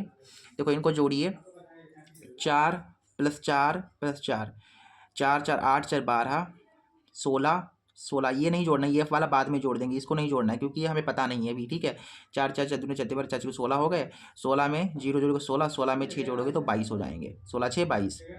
तो 22 के 2 हासिल कितने आ गए, हासिल 2 चले गए, ठीक है। अब 9, 9 में हासिल वाले 2 जोड़ दो 11, 11 में 1 जोड़ोगे तो 12, 12×3 = 15, 15×4 = 19, 19×8 = 27, 27, 27 में 8 जोड़ोगे 35, 35 हो गए, हासिल में 3 चले गए। फिर 3 और ये हो जाएगा 1 4, 3 और 1 4, 4 5 6, यानी कि 7, 752 आया। और ये 20F छूट रहा था, इसको भी आपको जोड़ में लिखना है। ये आ गया sigma F, sigma F X आ गया। फिर उसके बाद आपको एफ को भी सिग्मा करना है, ये जो एफ आया इसका सिग्मा कर दो। देखो इनको जोड़िए, देखिए 7 और 6, 6 × 12 = 13, 13, 13, 26, 26 में 9 जोड़ोगे 35 हो जाएंगे, 35 में 5 जोड़ोगे तो 40 हो गए, 40 में 4 जोड़ोगे तो 44। और ये एफ आपका छूट रहा है, इसको भी आपको जोड़ में लिखना है। अब मान को जो है यहाँ पर रख दो, यहाँ पर आपका आंसर आ जाएगा। माध्य कितना है, 18 है। सिग्मा एफ एक्स आपका ये है, देखिए 752 प्लस का 20F है। सिग्मा एफ आपका यहाँ पर है 44 + F। अब क्या कर सकते हैं आप, ठीक है, अब क्या कर सकते हैं आप यहाँ पर, देखिए 18/1 है, यहाँ से आप 2 कॉमन ले लीजिए, 2 कॉमन लेंगे तो 2 × 3 = 6 और 2 × 7 = 14, 2 × 12, ठीक है, और प्लस 2 × 20 और बटा में तुम्हारा 44 + F है। काटेंगे 2 ने 18, देखिए 1 की इधर गुणा हो जाएगा तो 376 प्लस का 10F आएगा। 44 की 9 से, देखिए 9 की 44 से पहले गुणा होगी तो 9 × 36, 9 × 36 में 3 जोड़ोगे तो 39। फिर 9 की F से गुणा होगी तो 9F आएगा। देखिए 10F है, ये प्लस का 9F इधर आएगा, माइनस का 9F हो जाएगा। और बराबर में 396 है, प्लस का 376 इधर आएगा, माइनस का 376 हो जाएगा। 10F में से 9F चला गया, F बचा, घटाने पर 6 में से 6 गया 0, 9 में से 7 गए, 2 बचे, 3 में से 3 गया 0, यानी कि F का मान आ जाएगा तुम्हारा 20। ये क्वेश्चन बहुत इंपॉर्टेंट था। F निकालने के लिए माध्य दे देगा और आपसे कहेगा F निकालो। क्या कहेगा, एक सारणी होगी उसमें माध्य दे देगा और कहेगा F निकालो। ये क्वेश्चन कई बार जो है बोर्ड एग्जाम में देखने को मिला है, ठीक है। अब इसके बाद हम जो है आगे, ठीक है, आगे जो है इंपॉर्टेंट क्वेश्चंस को देखेंगे बेटा। देखो क्वेश्चन कहाँ तक हो गए, क्वेश्चन नंबर जो है 9 10 हो गए ना, क्वेश्चन 10 हो गए। क्वेश्चन नंबर 11, क्वेश्चन नंबर 11 की ओर मूव करेंगे बेटा। देखिए क्वेश्चन नंबर 11 कह रहा है कि एक घन का आयतन 1331 सेंटीमीटर क्यूब है, इसका संपूर्ण पृष्ठीय क्षेत्रफल कितना होगा। ये भी क्वेश्चन इंपॉर्टेंट है बेटा, 2 नंबर का एक क्वेश्चन है तुम्हारा। कितने नंबर का बेटा क्वेश्चन है ये, 2 नंबर का क्वेश्चन है। देखिए क्या है भाई, यहाँ पर एक घन का आयतन हमें दिया गया है, घन का आयतन हमें दिया गया है। घन का आयतन कितना है बच्चा, 1331 है, ठीक है, सेंटीमीटर क्यूब में है। तो आपको यहाँ पर बताना है इसका संपूर्ण पृष्ठीय क्षेत्रफल बताना है। क्या बताना है आपको, संपूर्ण पृष्ठीय क्षेत्रफल बताना है। घन का संपूर्ण पृष्ठीय क्षेत्रफल निकालना है। इसके लिए घन की भुजा तो पता होनी चाहिए बेटा। तो भुजा कैसे निकलेगी, यहाँ से मिलेगी। देखो देखो यहाँ पर घन का आयतन कितना है, घन का आयतन कितना होता है, घन का आयतन होता है भुजा की घात 3, भुजा की घात 3 और बराबर में 1331 है। देखो भुजा क्यूब हटा लोगे तो बेटा 1331 के ऊपर क्या लग जाएगा, क्यूब लग जाएगा बेटा। बताइए जो है 1331 का घन कितना होगा, 1331 का घन बेटा। देखो यहाँ पर यूनिट डिजिट 1 है, यानी कि इसमें जो है 1 है तो 1 ही आ जाएगा। फिर 1 के करीब में 11 करीब 121, 121 11 ही आना चाहिए ना यहाँ पर। देखिए 121 की गुणा 11 से करके देखते हैं, 121 आ गया, फिर 121 आ गया। हाँ बेटा यही आएगा, ठीक है। कितना आएगा यहाँ पर तुम्हारे पास, 11 आ जाएगा। तो भुजा कितनी आ गई, 11 आ गई। फिर इसके बाद आपको घन का संपूर्ण पृष्ठीय क्षेत्रफल बताना है।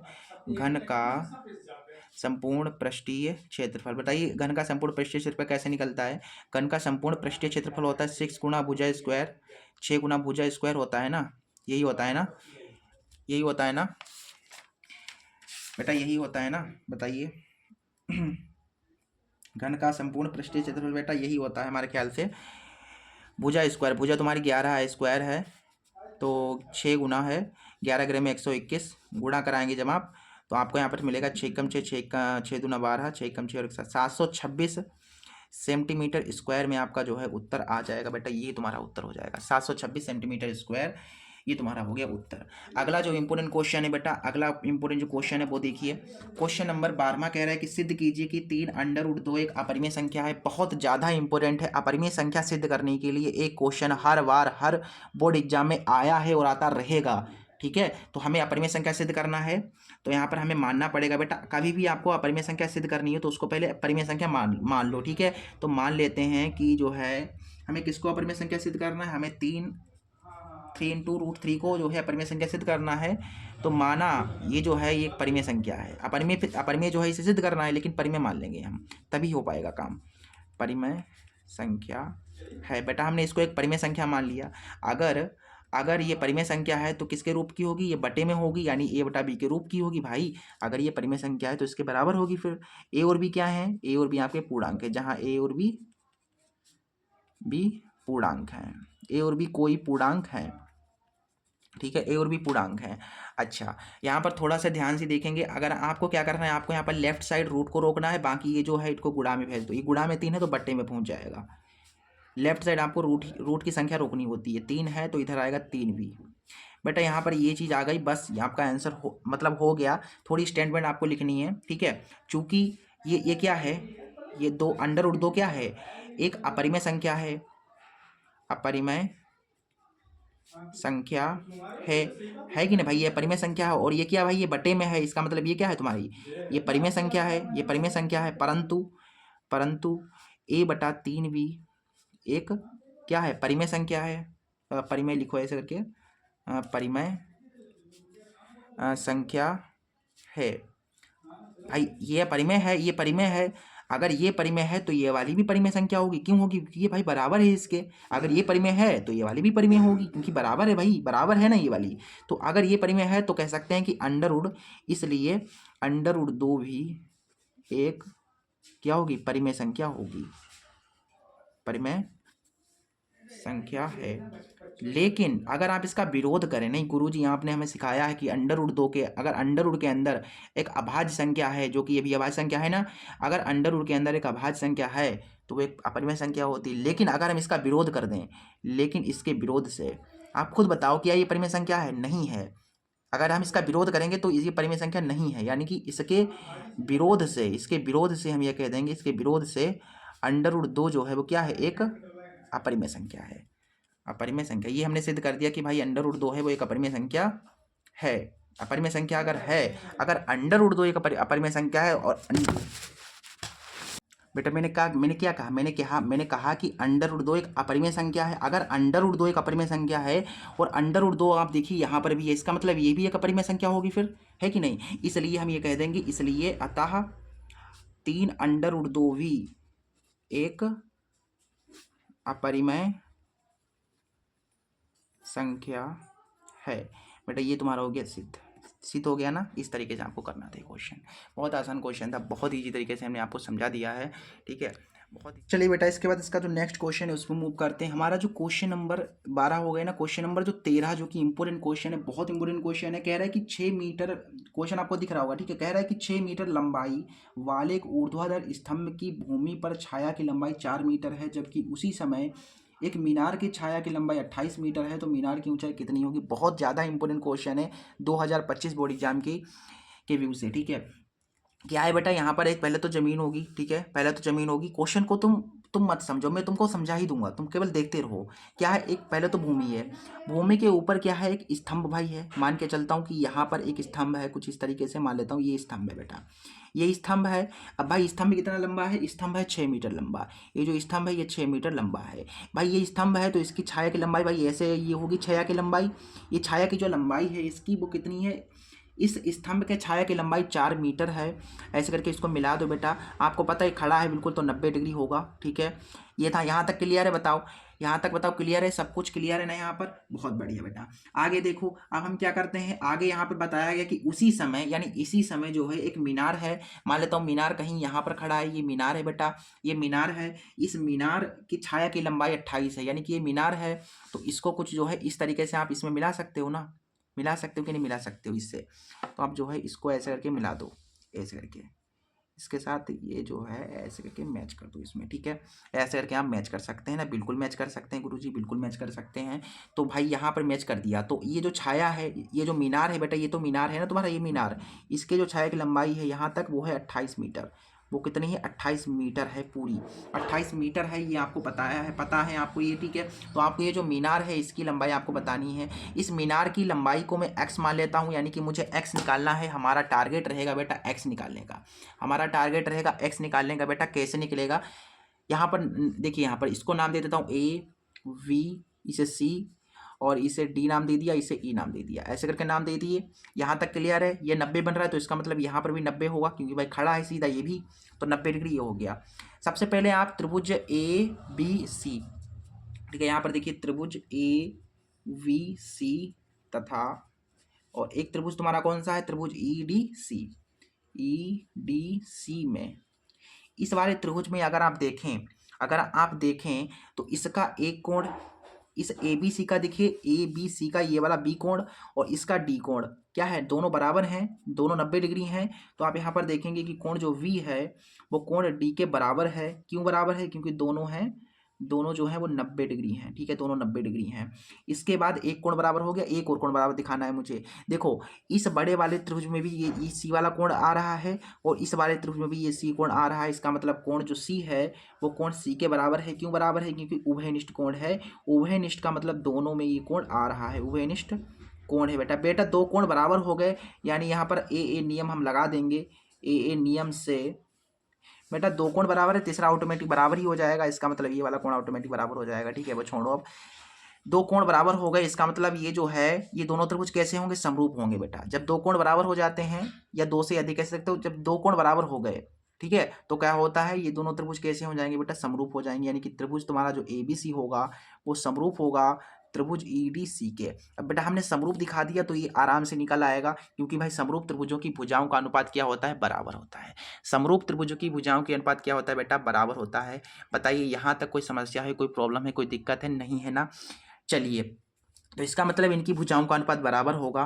तो हम यहाँ पर ऐसे कह देंगे कि ए बी बटा ई डी बराबर बी सी बटा डी सी। अब ये इसका पहला और लास्ट ले लो, इसका पहला और लास्ट ले लो, यानी कि ए सी बटा ई सी। ठीक है, ये भुजाओं का अनुपात बराबर होगा। अब जो मान हमको जो है दिए गए हैं उनको हम रखते हैं। ए बी देखो बेटा x दिया गया है, ई डी बेटा कितना आपको दिया गया है, ई डी आप देखिए 6 दिया गया है। बी सी कितना दे रखा है आपको यहाँ पर, बी सी कहाँ पर है भाई, बी और ये सी पूरा 28 है। डी सी कितना है बेटा, डी और ये सी देखिए 4 है। और ए सी कितना है बेटा, ए सी ये तो पता ही नहीं है, ई सी भी नहीं पता, तो इसको छोड़ दो, केवल इसको ले लो। ठीक है, तो 4 एकम 4, 4 सते 28, एक्स की 1 से गुणा हो गया, ए हो गया, 6 सते 42 हो गया। और बेटा यही तुम्हारा उत्तर हो जाएगा, यानी कि जो मीनार है उसकी लंबाई कितनी होगी, ये हो जाएगी। तो ऐसा करके लिख दो कि अतः ये जो मीनार है की जो लंबाई होगी वो होगी तुम्हारी 42 मीटर। यही तुम्हारा राइट आंसर हो जाएगा। This is the right answer of this question. बताइए कोई दिक्कत, कोई समस्या, कोई प्रॉब्लम हुई या नहीं हुई। ठीक है, कमेंट बॉक्स में बताइएगा। आपको जो है इसकी पीडीएफ चाहिए तो व्हाट्सएप ग्रुप को ज्वाइन कर लीजिएगा, आपको पीडीएफ भी प्रोवाइड हम करा देंगे। ठीक है, चलिए बेटा इसके बाद इसका नेक्स्ट क्वेश्चन देखते हैं, क्वेश्चन नंबर 14। अगले क्वेश्चन पे मूव करते हैं। अगला क्वेश्चन कह रहा है कि एक लंब वृत्तीय शंकु की तिर्यक ऊंचाई 13 है, संपूर्ण पृष्ठीय क्षेत्रफल 90 पाई है, तो इसकी त्रिज्या कितनी होगी, इसके आधार की त्रिज्या कितनी होगी बेटा। यहाँ पर एक शंकु है, क्या है बेटा, एक शंकु है शंकु की बताया गया है कि तिर्यक ऊंचाई यानी कि एल, तिर्यक ऊंचाई यानी कि एल हमें दिया गया है यहाँ पर कितना 13 सेंटीमीटर। बेटा बेटा ध्यान में रख लो, याद कर लो, कुछ भी कर लो कि तिर्यक ऊंचाई जो होती है, ये जो तिर्यक ऊंचाई होती है उसे हम जो है किससे प्रदर्शित करते हैं बेटा, एल से प्रदर्शित करते हैं, इसलिए एल हमें दिया गया है यहाँ पर 13। फिर इसके बाद आपको बताया गया है कि इस शंकु का संपूर्ण पृष्ठीय क्षेत्रफल जो है वो है 90 पाई, 90 पाई है। तो आपको यहाँ पर त्रिज्या बतानी है, बहुत आसान है, देखिए आ जाएगा। शंकु का सबसे पहले देखिए संपूर्ण पृष्ठीय क्षेत्रफल होता क्या है। शंकु का संपूर्ण पृष्ठीय क्षेत्रफल क्या होता है बताइए, ये होता है pi r l plus pi r square. शंकु संपूर्ण पृष्ठीय क्षेत्रफल यहाँ पर 90 पाई है, यहाँ से पाई पाई कैंसिल है। बेटा यहाँ से पाई और पाई तुम्हारा कॉमन हो रहा है, ठीक है, पाई पाई कॉमन हो रहा है, क्या बच रहा है यहाँ पर आर एल, और यहाँ से पाई तो चला गया, केवल आर बचा, ठीक है। तो बेटा पाई से पाई कैंसिल आउट यानी 90, और यहाँ से आर, ठीक है, आर तो निकालना है अपन लोग को, और एल कितना है, एल तुम्हारा जो है यहाँ पर 13 है, और प्लस आर 13 और एक कितना हो गया 14 आर, ठीक है। तो आर बराबर आ जाएगा देखिए 90/14, काटने पर अपने को मिलेगा 2 सतह 14, 2 चौको 8, 2 पंचे 10, यानी कि 45/7, ठीक है। जो त्रिज्या हो जाएगी इसकी वो कितनी हो जाएगी बताएं जरा आप लोग, गलत तो नहीं कट गया ना मुझसे 2 चौको 8 और एक 2, अब एक गलत हो गया लगता है मुझसे, 2 चौको 8 और एक 9 हो गया, 2 पंचे 10 हो गया, 2 सतह 14। मुझसे लग रहा है कहीं पर मिस्टेक हो रही है बेटा, कहीं पर मुझसे मिस्टेक हो रही है क्या। 90 पाई था, इसकी जो ऊंचाई थी ऊंचाई वो 13 सेंटीमीटर है, 13 सेंटीमीटर है। तो शंकु का संपूर्ण पृष्ठफल pi r l plus pi r square हो गया, यह शंकु का संपूर्ण पृष्ठफल 90 पाई है। फिर पाई से पाई कैंसिल आउट हो गया, पाई मैंने कॉमन ले लिया ना यहाँ पर, तो आर एल प्लस आर बचा यहाँ पर है, आर बचा यहाँ पर से, नहीं यार यहाँ पर देखो गलत हो गया मुझसे, ये आर स्क्वायर है ना, ये आर स्क्वायर यहाँ पर है, यही मिस्टेक हो रही थी बेटा, बेटा यहाँ पर ये मिस्टेक हो रही थी, मैंने ध्यान नहीं दिया। ये देखिए 90 पाई है, 90 है यहाँ पर क्या है आर, आर हमको देखो आर है यानी कि 13 आर है, देखो आर गुना 13 है प्लस आर स्क्वायर है, यहाँ से देखो बेटा 13 आर हो जाएगा और ये प्लस का आर स्क्वायर है, तो अपने को मिलेगा यहाँ से आर स्क्वायर प्लस का 13 आर और बराबर में क्या है 90 है। अब यहाँ पर ऐसी दो संख्या सोच लो जिनकी गुणा कराएं तो 90 आए, जिन्हें जोड़े जिन्हें घटाएं तो 13 आए, तो यहाँ पर से कौन सी संख्या हो जाएंगी, ये बताइए संख्या कौन सी हो जाएंगी 15 छक्का 90, 15 में से 6 जाएंगे तो नहीं होगा, तो ऐसी कौन सी संख्या है 10 नेमा 90 तो भी नहीं हो पाएगा, 13 चाहिए हमें। तो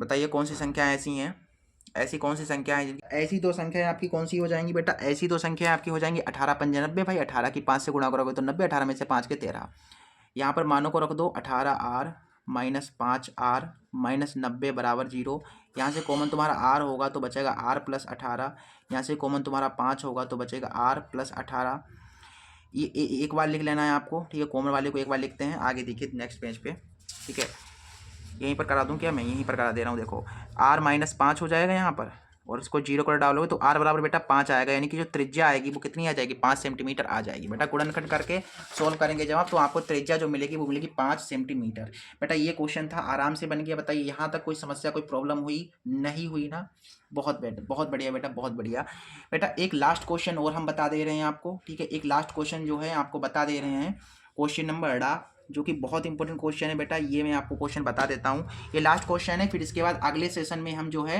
इंपॉर्टेंट क्वेश्चंस को करेंगे, ठीक है।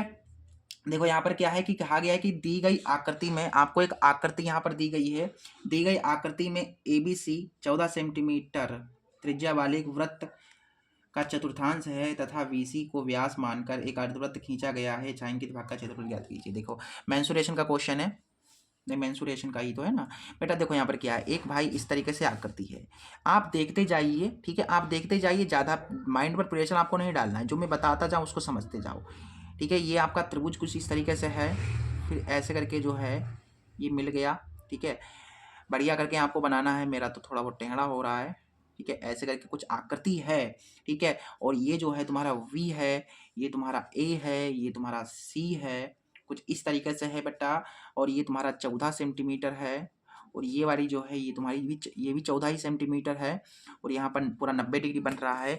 तो आपको ये छायांकित भाग यानी कि ये जो है ये चंद्रमा जो आपको दिख रहा है ना, यही आपको निकालना है। ये चांद के आकार का जो आपको दिख रहा है, मून जो आपको दिख रहा है, इसका आपको जो है क्षेत्रफल बताना है। जो आपको ब्लू कलर में दिख रहा है यही आपको क्षेत्रफल बताना है। बेटा ये कैसे निकलेगा बताओ जरा, ये कैसे निकलेगा बेटा बताओ जरा मुझे। देखो बेटा ये तुम्हारा त्रिज्यखंड है ये पूरा का पूरा। सबसे पहले यहाँ पर देखो, यहाँ पर सबसे पहले देखो बताया गया कि BC जो है वो व्यास है। BC क्या है, BC बराबर क्या है तुम्हारा व्यास है। तो सबसे पहले हम BC ही निकाल लेते हैं, उसके बाद देखेंगे कि क्या करना है। BC कैसे निकलेगा बेटा, ये लंब है, ये आधार है, कर्ण निकालना है तो पाइथागोरस लगा देंगे क्योंकि 90 डिग्री बन रहा है। तो पाइथागोरस लगाएंगे, त्रिभुज ABC में हम लगा रहे हैं क्या, पाइथागोरस। पाइथागोरस लगा रहे हैं बेटा। पाइथागोरस कहते हैं कि कर्ण का स्क्वायर, कर्ण तुम्हारा BC है, इसका स्क्वायर बराबर 196 प्लस 196 करोगे आप तो BC स्क्वायर बराबर स्क्वायर हटा लोगे तब 196 है और 196 है, इसके ऊपर लग जाएगा रूट। तो बताओ मुझे 196 जब बाहर निकलेगा तो ये कितना हो जाएगा, 14 हो जाएगा। और फिर यहाँ पर एक छोड़ गया, फिर यहाँ पर एक छोड़ गया, तो इसका मतलब BC जो आया है वो आ गया है तुम्हारा 14√2। ये तुम्हारा आ गया व्यास। बेटा अगर व्यास इतना है तो त्रिज्या कितनी होगी भाई, व्यास इतना है, BC तो व्यास है, ये पूरा व्यास है, ये केंद्र होगा मान के चलो, ये व्यास, ये केंद्र है, सॉरी ये केंद्र है, हाँ ये केंद्र है, ये केंद्र है इसका, इस वाले वृत्त का ये केंद्र है, ये पूरा व्यास है। तो इसकी त्रिज्या कितनी होगी भाई, 14√2 है व्यास, इसका आधा कर दोगे तो त्रिज्या मिलेगी हमको 7√2। बेटा यही तुम्हारी जो है त्रिज्या होगी, ये तुम्हारी त्रिज्या आ गई है। अब आते हैं क्वेश्चन पे बेटा, हमें क्या निकालना है उस पर गौर करते हैं। देखो बच्चा हमें क्या करना है, यहाँ पर हमें निकालना है छायांकित भाग का क्षेत्रफल। देखिए कैसे निकलेगा, छायांकित भाग का क्षेत्रफल अपन लोग को बताना है। देखो छायांकित भाग का क्षेत्रफल कैसे निकलेगा, गौर करिएगा जो मैं बात कह रहा हूँ उस पर ध्यान से। बेटा ये आप खुद एज्यूम कीजिए कि आपको ये वाला निकालना है, आपके पास एक कागज है और आपको ये वाला ही निकालना है, नीला नीला आपको निकालना है। कैंची आपके पास है, एक आपके पास कैंची है, ठीक है, एक आपके पास कैंची है, उसका यूज़ करके आपको ये नीला नीला बताना है ये कितना होगा इसका क्षेत्रफल। तो बेटा आप कैसे काटोगे इसको, आप क्या करोगे, इस त्रिज्यखंड में से, इस पूरे के पूरे त्रिज्यखंड में से, ये त्रिज्यखंड ये पूरा का पूरा तुम्हारा त्रिज्यखंड ही तो है, इस त्रिज्यखंड में से आप ये वाला घटाना चाहोगे। अब ये तो आप ऐसे निकाल नहीं पाओगे भाई, ऐसे नहीं निकाल पाओगे ना। तो इसका मतलब ये है, यहाँ पर ध्यान से देखना है बेटा कि अगर हम ये पूरा क्या है, ये तुम्हारा अर्धवृत्त ही तो है, ये पूरा यहाँ से लेकर के यहाँ तक ये अर्धवृत्त है। अब हम क्या करेंगे, इस अर्धवृत्त के क्षेत्रफल में से ये वाला घटा देंगे। आप कहोगे गुरुजी ये क्या है, इसका तो मैं एरिया नहीं निकाल पाऊंगा। बेटा नहीं निकाल पाओगे, आराम से निकाल लोगे, मुझे पता है कैसे निकलेगा बेटा। ये वाला एरिया कैसे निकला, क्योंकि ये आकृति तो है नहीं, इसका कोई सूत्र होता नहीं है। तो ये वाला एरिया आपको कब मिलेगा, जब आप इस पूरे के पूरे त्रिज्यखंड में से, इस पूरे त्रिज्यखंड में से ये वाला घटा देंगे, मिल जाएगा ना तुमको ये वाला। ठीक है बेटा, इस तरीके से आपको जो है यहाँ पर परफॉर्म कर। देखो बेटा सबसे इजी तरीका मैं आपको बताऊं क्या, इसका सबसे इजी तरीका क्या हो सकता है। देखो आप यहाँ पर एज्यूम करो कि आपके पास एक कैंची है और इस तरीके से कागज आपको काटना है। तो आप क्या करोगे, सबसे पहले ये अर्धवृत्त है, तो इस अर्धवृत्त के क्षेत्रफल में से ये वाला एरिया आप घटा दोगे। अब ये वाला एरिया तो अपने को पता नहीं है, तो अब हम क्या करेंगे यहाँ पर बताओ। तो ये वाला एरिया हमको सबसे पहले पता करना पड़ेगा, ये जो वाइट एरिया है ये कितना है। ये वाला कैसे पता चल पाएगा आपको, जब आप इस पूरे के पूरे ये त्रिज्यखंड है, इस त्रिज्यखंड में से ये वाला घटा देंगे, ये वाला घटा देंगे तो ये वाला मिल जाएगा। ठीक है, फिर हमारा काम हो जाएगा बेटा।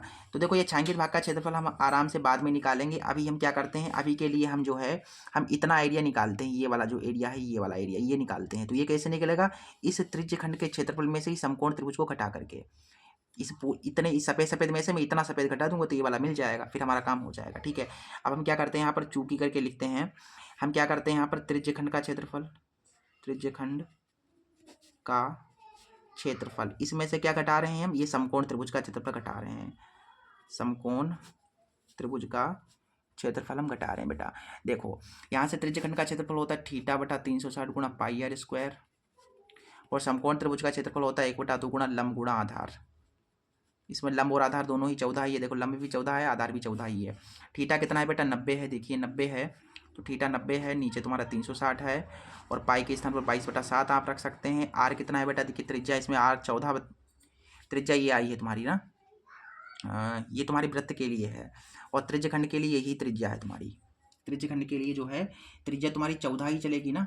इसमें क्या बताया 14 सेंटीमीटर त्रिज्या, यानी कि ये देखिए यहाँ पर क्या है, ये त्रिज्यखंड के लिए जो त्रिज्या है वो 14 है और ये वाली त्रिज्या किसके लिए, ये वाली त्रिज्या अर्धवृत्त के लिए है बेटा। ठीक है, तो इसको यूज़ नहीं करेंगे हम यहाँ पर यूज़ करेंगे ये वाली 14 को यूज़ करेंगे यहाँ पर 14 को।